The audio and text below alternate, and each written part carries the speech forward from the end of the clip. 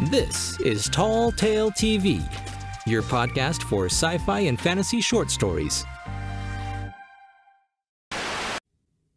Mole by Jane Jago. The mole groaned and farted and belched noxious fumes as its diamond-edged teeth ground their way slowly through the sandy subsoil. As it dug, a series of precisely placed nozzles sprayed a sticky mixture of polymers and ground rock onto the walls of the freshly made tunnel, stabilizing it an inch at a time. As the monster inched its way forward, a rattling, clanging conveyor belt shot surplus material into a closely following fleet of lorries. Up high, in what would have been the head of the mole, was a living animal. A strangely conformed man plied the controls with the virtuosity of a maestro. He was thick-necked and heavy-chested, with almost unnaturally long, muscular arms. His legs, on the other hand, were thin and twisted, and would certainly not support his weight should he need to walk anywhere. But he never walked. He never left the mole. He was driver, symbiotically linked to the great metal digging machine, and as incapable of living outside the confines of the behemoth as it was incapable of functioning without him. They were the most successful of the dozen experiments in symbiosis that had been carried out a decade previously, and were the only partnership left in existence. If that partnership caused ethical worries in some quarters, those voices were soon hushed by those who appreciated the profitability of the gigantic earth mover.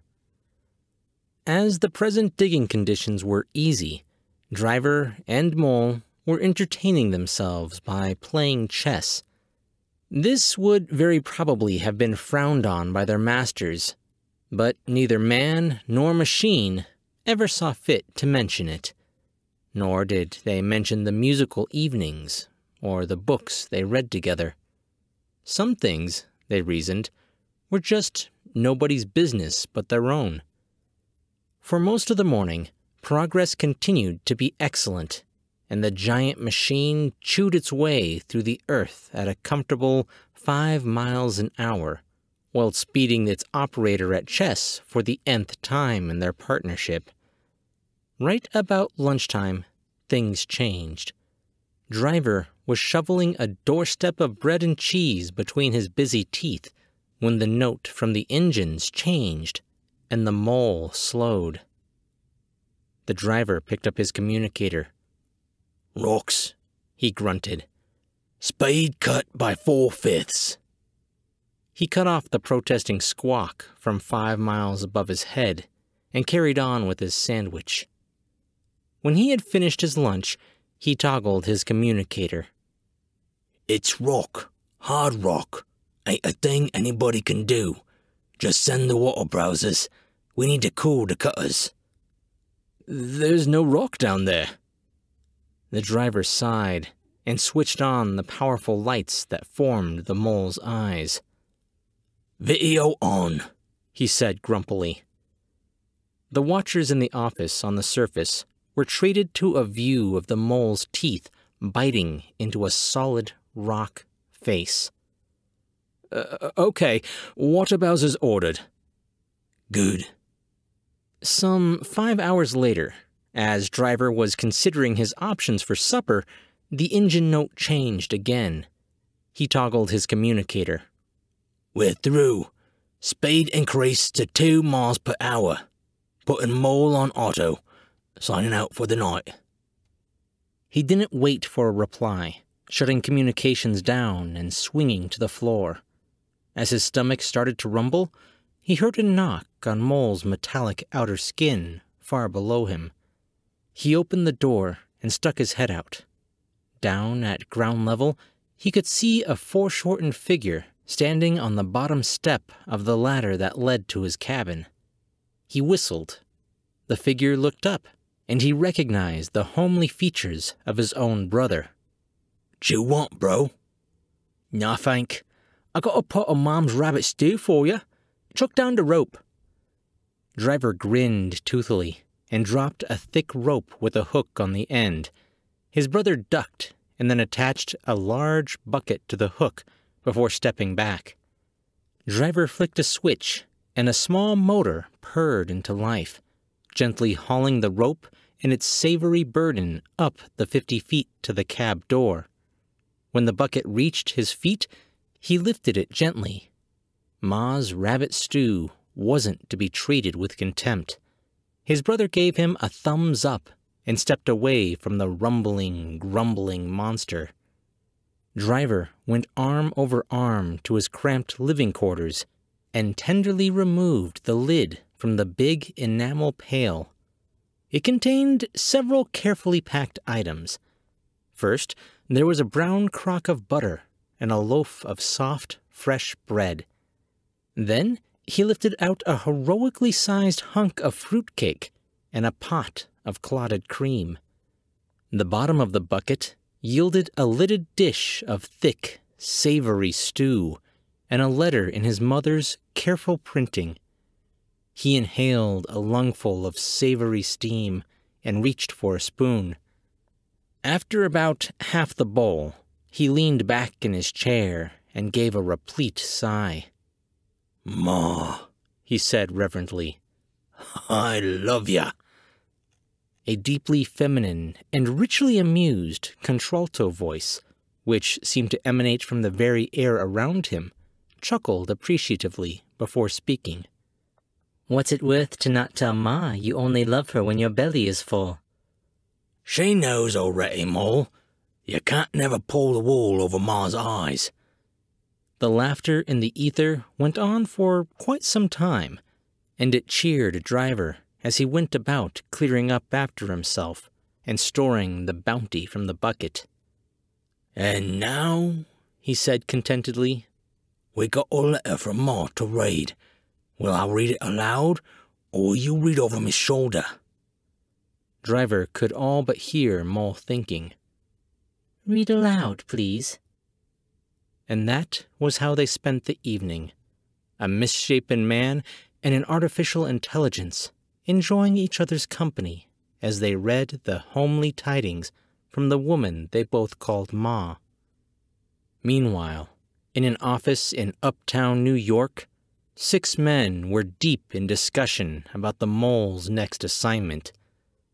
"The sea tunnel is ahead of schedule. As long as the team on the ground can keep the local workforce from interfering with the mole, our success bonus is in the bag." "No problems, then." "I didn't say that." "What then?"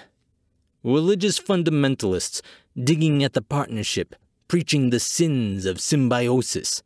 Again. Went after Driver's family, who stonewalled, but it might prove politic to remove the mole from these shores for a while." "Is there a job offer?" "Several, but the big payer would be the 1,000-mile railway tunnel in Russia." "Feasible?" "Yes." "What about the language barrier?" "For the mole partnership, there is none. It has simultaneous translation inbuilt." "Very well, then." Which is why, 3 months later, Mole and Driver were on a flatbed freight transport, which was carefully traversing the country on the Trans-Siberian Railway. Once they were sure nobody was listening, Mole spoke. "You cold, Driver?" "No, I'm fine. You all keeping the temperature just about perfect. You want to read a book?" "Please, what do we have?" Driver laughed. "Anna Kerrigan? I thought it would be appropriate." The trip across the frozen plains was wearisome, to put it mildly, and the mole partnership could perfectly well understand the reasons for wanting a nice, safe tunnel under the permafrost.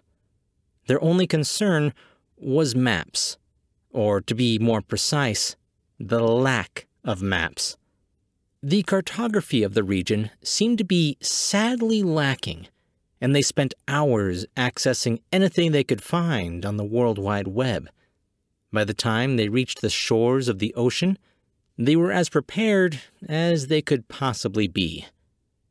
A small reception committee awaited, and its members watched suspiciously as the mole unloaded itself from the flatbed. The 5 hard-faced men marched over to the dinged and dented side of the earth mover and stood in silence, awaiting who knew what. "I think they want to come in," Mole suggested. "Not happening. I ain't having hard men with shooters in here. Let me think." After some moments of cogitation, he snarled, "I reckon them bastards think they can wait us out." "What a novel idea. In which case?" "Precisely. Let's play a game, shall we?" 2 hours later, the reception committee was still milling around, and Mole had won 2 games of chess. Driver decided it was time to be proactive and toggled his communicator. He had a brief conversation with somebody in New York, then sat back, grinning. "What did they say?" "You mean you didn't listen?" "No, I do have some manners." Driver grinned appreciatively. "Yes, ma'am. Well, they said to sit tight. They are sending somebody." It took several hours, but eventually a long black limousine slid into position alongside the mole. 2 enormously muscular and obviously gun-toting thugs, dressed from head to toe in black, jumped out and opened one of the rear doors. An expensively tailored and hugely fat man stepped onto the tarmac. He stood on surprisingly tiny feet, regarding the world through 2 inimical black eyes, barely visible between rolls of fat. The members of the reception committee all looked as if their worst nightmare had just come true and cast down their eyes. The fat man said 2 words, and they all suddenly found somewhere else they needed to be. He turned to the mole and bowed his head twice before getting back into the car. One of his guards came to the bottom of the ladder and looked up. Driver opened the door, and the thuggish man began to climb. He reached the cabin in record time, and he was barely breathing heavily at all. Driver was impressed and snapped a salute. To his surprise, the Russian grinned tautly before handing him an envelope. "Хорошего дня." The man started back down the ladder. "Good day to you, too," Driver called. Shutting the door, Driver slid the envelope with his thumbnail. He removed the 3 sheets of paper and fed them one by one into a slot amongst the bank of dials and buttons that fronted his work seat. There was silence for a moment. Then Mole spoke. "Better. Our backup crew will be here tomorrow morning, and then we can start digging. But still, no maps." "Fine. We'll do without. Now, who was the type in the limo?" Mole laughed. "To be honest, I don't know. But the reaction of that reception committee said FSB to me." "Me too. I'll be bloody glad to get back underground and out of the reach of politics." "One is never out of the reach of politics." Mole chuckled, and Driver joined in. And then he sobered. "And now, how about whatever it is you have carefully avoided telling me?" Mole sighed. "It seems that the reason we can't find any maps is what might be hidden under the ground here." "Things like?" "Mass graves, stores of weapons, bunkers. Nobody knows." "So?" "So, the deal appears to be that whatever we come across, we just tunnel right through it and say nothing." Driver shrugged his heavy-set shoulders. Shouldn't be too difficult. I'm more concerned about 6 months at least without any of Ma's rabbit stew. You really didn't look at what you stored in the freezers, did you? No. Why? You won't telling me there's stew? Mole's voice was both patient and long-suffering. I am. Driver did his happy dance. He might have been less happy if he had heard the conversation in a windowless room 1,000 miles to the south and east of him. 2 men were discussing the mole, while a third was paring his fingernails with a flick knife. The youngest man was speaking in the arrogant tones of one who was used to getting his own way. I need the digging machine. With that under my hand, our profits will soar. All the bank vaults and deep cellars will be a piece of cake. The man who sat across the table from him was thin, precise, and perfectly tailored. He had accountant written all over him. If the capo agrees, you shall have it, but it digs the railway tunnel first. Very well, he will agree, and for now, I'm going to put a man on board to learn how it works. The third man laughed, a short, unamused bark. How do you propose to do that, then? We just tell the operator. From what my spies tell me, you can say what you like, but nobody gets inside that machine. The driver will have to come out sometime, and then we will teach him his manners. A thrown knife landed neatly between his fingers, and he stared down at it for a long moment before moving his hand. What was that for? Stupidity, laziness, complacence. You decide. That machine dug the tunnel under the Arctic Circle. It was underground for 9 months. In all that time, the driver never left his cab. The man is linked to his machine. It is the only living symbiotic partnership. If we want that machine, we will have to make the man ours as well. Symbiotic? What nonsense is that? This time, his short-tempered colleague reached across the table and lifted him out of the chair with one careless hand. You, my friend, had better stop reacting like the spoiled brat we all know you are. Your uncle will not always be in charge, and it behooves you to remember that. You will make no move towards the digging machine until the Trans-Siberian Tunnel is dug. Do I make myself clear? Unable to speak, the younger man nodded. Good. Now go away. I find your face offends me. The young man scuttled off, leaving his accountant to stare at his confederate in some perplexity. He'll only run straight back to his uncle. Won't matter if he does. The old man retired this morning. Retired? The big man laughed again, this time in genuine amusement. Dead men can't be capo. As for the digging machine, we do indeed want it, and I suspect we will have to kill its driver to get it. But I want it above ground, and with the tunnel dug before we make any such attempt. He got up to leave. At the door, he turned. And don't get any silly ideas. I have very big ears. The accountant shrugged, then grinned.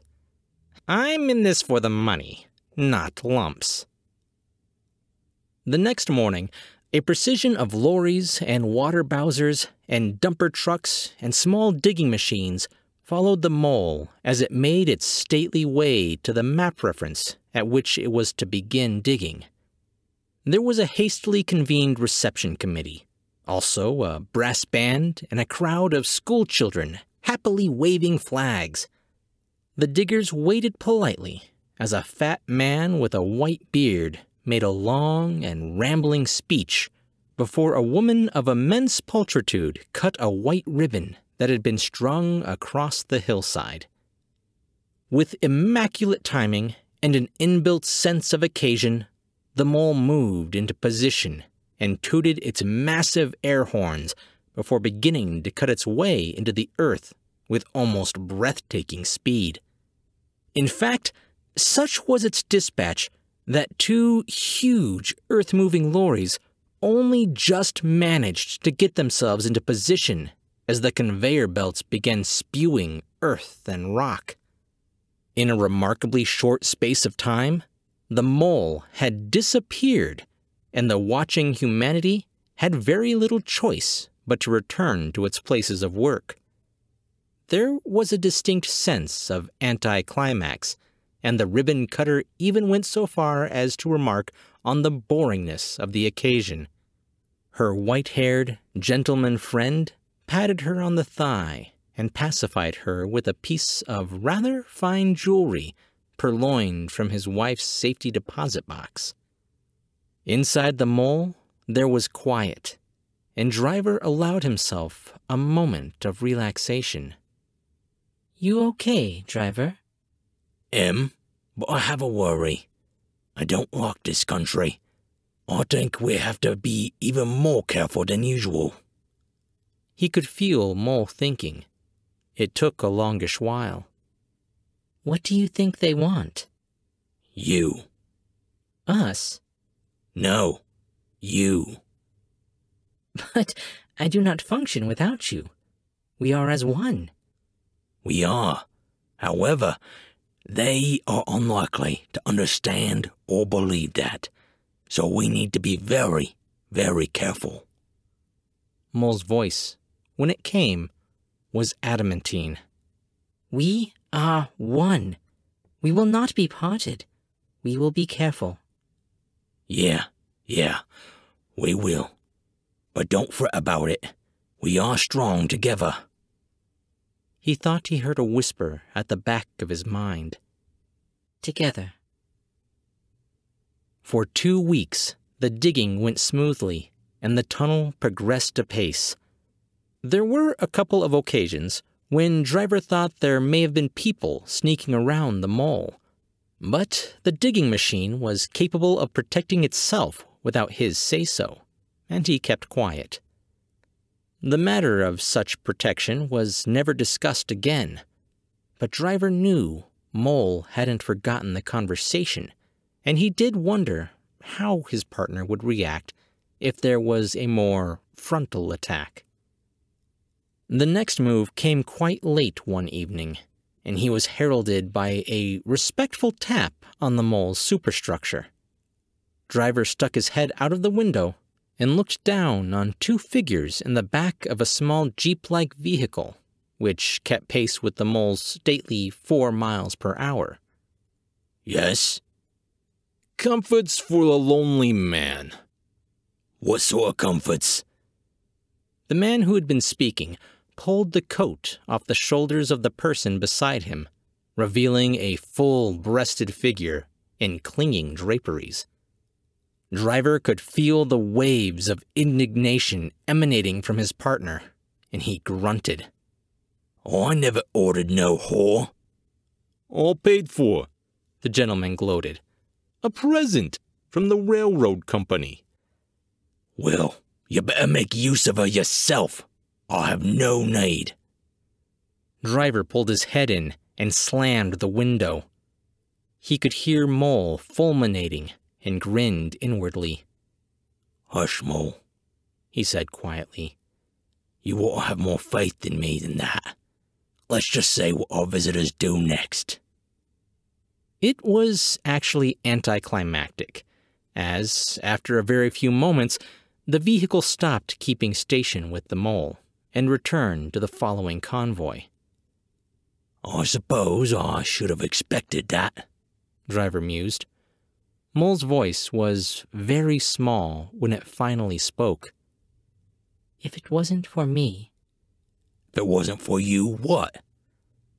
"If it wasn't for me, Would you have had that woman up here? No, I wouldn't. Never wanted paid love. Is it love if it's bought? Mole sounded genuinely curious. No, of course it ain't. But it's the only kind I can ever expect looking like I do. Mole said nothing, but Driver could feel the puzzlement. My legs, he said matter-of-factly. They're deformed, you know, but I don't want to talk about it. Let's play Scrabble. They played 4 games, and Driver won the first 3. He suspected that he had been allowed to win, but was wise enough to say nothing.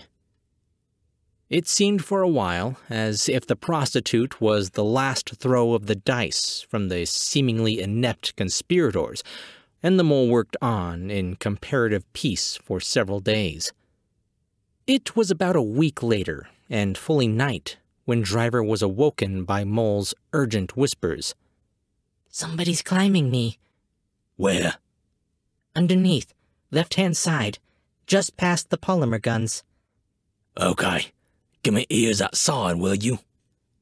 The mole complied, and Driver could hear heavy breathing and vague metallic noises.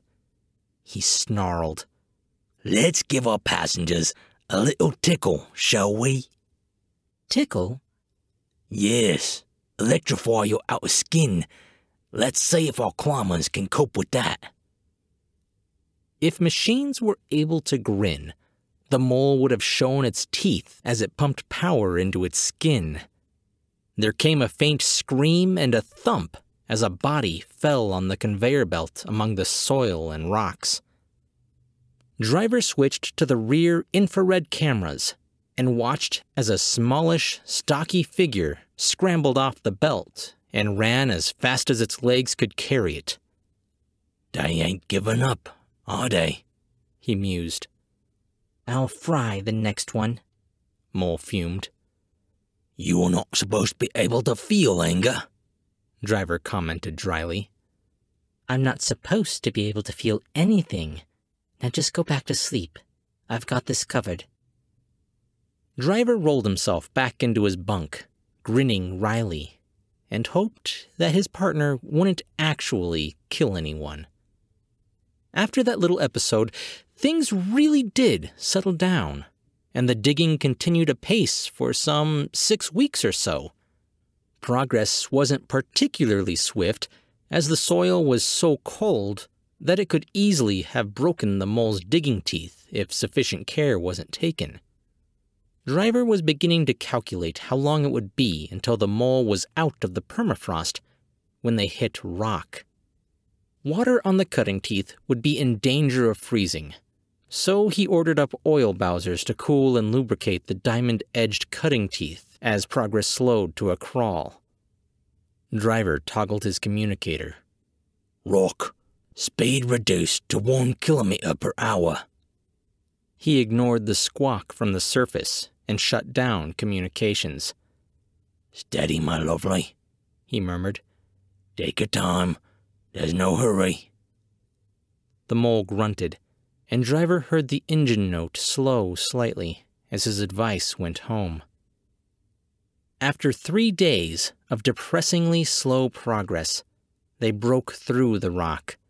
Driver immediately got the feeling of space where there should have been earth and rock. Instinct prompted him to switch off the cameras and snarl a malfunction message to his communicator. Then he gasped as his windowed cab emerged into an enormous cavern. What have we here? Mole turned its shining eyes and spotlighted the contents of the cave. Driver sucked in a breath through his overlarge teeth. Sheesh, Mole. It's a friggin' arsenal. He looked around the walls and decided that the cradles held too many bombs to count. Nukes? Oh, yes. Even Mole contrived to sound shocked. All nukes and all armed, ready to go. Driver ignored the squawking in his headset. And what do you suppose we do now?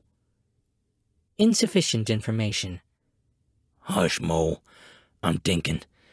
We have a decision to make, and precious little time to make it.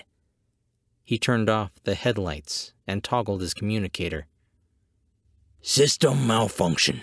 I effing told you. Now wait. He snarled before shutting off the voices from above. What must we do? I don't know, Mole. But I do know I'm a dead man walking. Once they know what I've seen, it's only a matter of time. There was a silence for a long moment before Mole spoke again. Are you sure they will kill you? It was in an entirely different voice from her usually briskly amused commentary on life. This was the tone a woman would use to her lover, soft and gentle, and cadenced with an almost heartbreaking tenderness. For a moment, Driver could not reply, and when he did, his answer held as great a depth of emotion. I am. Shall we die together then, my darling? Driver nodded. The multi-megaton explosion deafened everyone within a 10-mile radius, and the mushroom cloud could be seen halfway across the world. Enter the mind of the most dangerous old-age pensioner in the Northern Hemisphere, if you dare. Jane Jago is a mad genre hopper who writes for fun and hopes people get as much enjoyment out of reading as she does from writing. She is overweight, overly naughty, and overly cynical.